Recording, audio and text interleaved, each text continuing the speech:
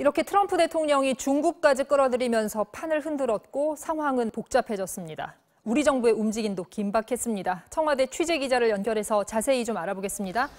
자, 이덕영 기자. 네, 비핵화로 가는 긴 여정에서 있을 수 있는 우여곡절이다. 상황 변화 하나하나에 의미를 두는 것은 바람직하지 않다. 이런 말이 청와대 관계자한테 나왔다고 하더라고요. 폼페이오의 방북 취소가 남북 관계 일정에 큰 영향이 없을 거란 뜻인가요? 어떻게 봐야 합니까?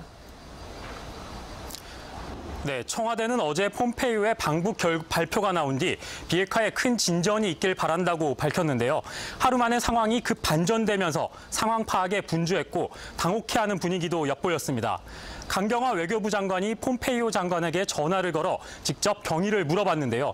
강 장관은 통화에서 국제사회가 많은 기대감을 갖고 있던 폼페이오 장관의 방북이란 표현을 쓰면서 연기가 돼서 아쉽다고 했습니다. 폼페이오의 방북을 계기로 지지부진했던 비핵화 협상이 다시 속도를 낼 수 있을 것이란 기대감이 그만큼 컸던 거죠.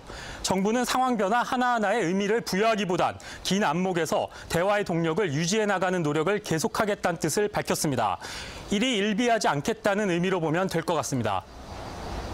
네, 일이 일비하지 않겠다고 하더라도 어쨌든 다음 달 9월 남북 3차 정상회담이 있는데 이 정상회담 시간표도 영향을 받을 수밖에 없을 것 같이 생각이 되는데요. 정부는 이에 대해서 어떻게 설명을 하고 있습니까?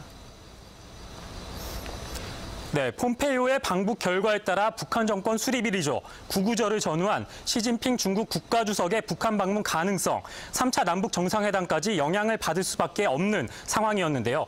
트럼프 대통령이 이번에 중국을 또 직접 거론한 만큼 시진핑 주석의 방북을 확정해야 하는 중국도 부담을 가질 수밖에 없을 전망입니다.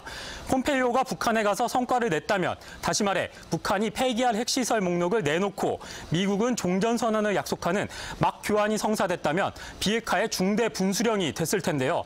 폼페이오 방북 결과를 놓고 3차 남북 정상회담의 일정과 안건을 구체화한다는 청와대의 계획에도 일부 차질이 불가피해 보입니다. 하지만 청와대는 다음 주로 예상되는 남북 공동 연락사무소 개설과 남북 정상회담 등 남북 관계 일정엔 차질이 없을 거란 입장입니다. 청와대 고위 관계자는 지금까지 남북 관계가 북미 관계의 촉진제와 중재자 역할을 해왔던 것처럼 앞으로도 그럴 것이라고 강조했습니다. MBC 뉴스 이덕영입니다.